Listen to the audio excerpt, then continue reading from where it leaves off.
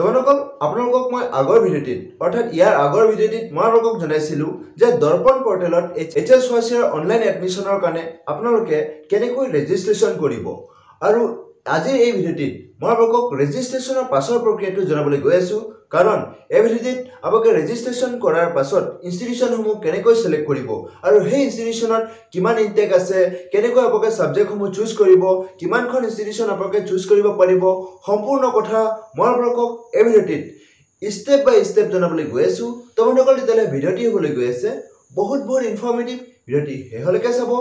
নমস্কাৰ বন্ধুসকল আপোনালোকে চাই আছে সুনীল তেলন এটিজেড ইউটিউব চেনেল আৰু এনে ধৰণৰ ইনফৰ্মেটিভ ভিডিঅ' পাই থাকিবলৈ মোৰ এই চেনেলটি এতিয়া পৰ্যন্ত যদি সাবস্ক্ৰাইব কৰা সাবস্ক্ৰাইব কৰি মোক আগলৈ এনে ধৰণৰ নতুন ভিডিঅ' বনোৱাত প্ৰেৰণা যোগাব বুলি মই আশা ৰাখিলো লগতে বন্ধুসকল যিকোনো আপডেট যিকোনো নটিফিকেশন আগতীয়াকৈ জানিবৰ কাৰণে ডেসক্ৰিপচনত দিয়া মোৰ ফেসবুক পেজ আৰু WhatsApp চেনেলতো আপোনালোকে মোক ফলো কৰিব পাৰে আৰু ফলো কৰাৰ জৰিয়তে মোক উৎসাহিত কৰিব পাৰে তো বন্ধুসকল তেতিয়ালে বলক আজি মূল ভিডিঅ'টিলৈ আমি আগবাঢ়ো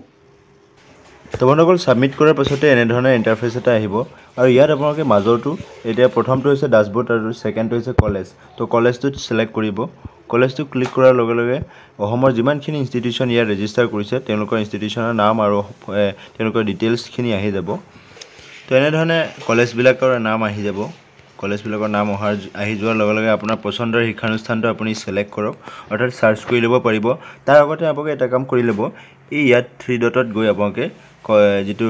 সাইটটো ডেস্কটপ সাইট কৰি ল'ব তেতিয়া আপোনালোকৰ সুবিধা হ'ব ডেস্কটপ সাইটটো কৰি ল'লে আপোনালোকে এপ্লাই প্ৰক্ৰিয়াত আপোনালোকৰ সুবিধা হ'ব সো মই ডেস্কটপ সাইট কৰি থোৱা আছে মোৰ সো এতিয়া মই কলেজখনৰ নাম সাৰ্চ কৰিছো তো এইখন মোৰ ইনষ্টিটিউচন এটা সিলেক্ট কৰিলো তো ইয়াতে আপোনালোকে ক্লিক কৰি দিলে হ'ল ইনষ্টিটিউচনখনত তো ইনষ্টিটিউচনখনত এনেকুৱা ক্লিক কৰি দিয়াৰ লগে লগে বেসিক প্ৰফাইল আহি যাব তাৰপিছত আৰ্ট ষ্ট্ৰীম বুলি আছে আৰ্ট ষ্ট্ৰীম তো আৰ্ট ষ্ট্ৰীমত ক্লিক কৰি দিব তো এই কলেজটো কেৱল মাত্ৰ আৰ্ট ষ্ট্ৰীমৰ কাৰণে আৰু সিট কেপাসিটি 200 আছে আৰু ইতিমধ্যে এজন ষ্টুডেন্ট এপ্লাই কৰি থোৱা আছে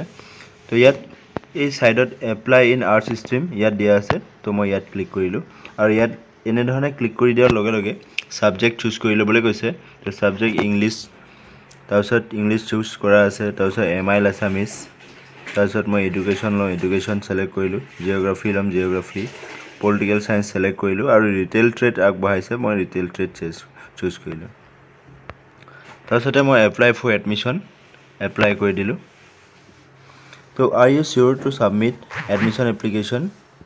you may cancel or re-edit the information please don't press back button or refresh the page when submitting the application তো মোৰ ইয়াত ওকে আছে মই সাবমিট কৰি দিলো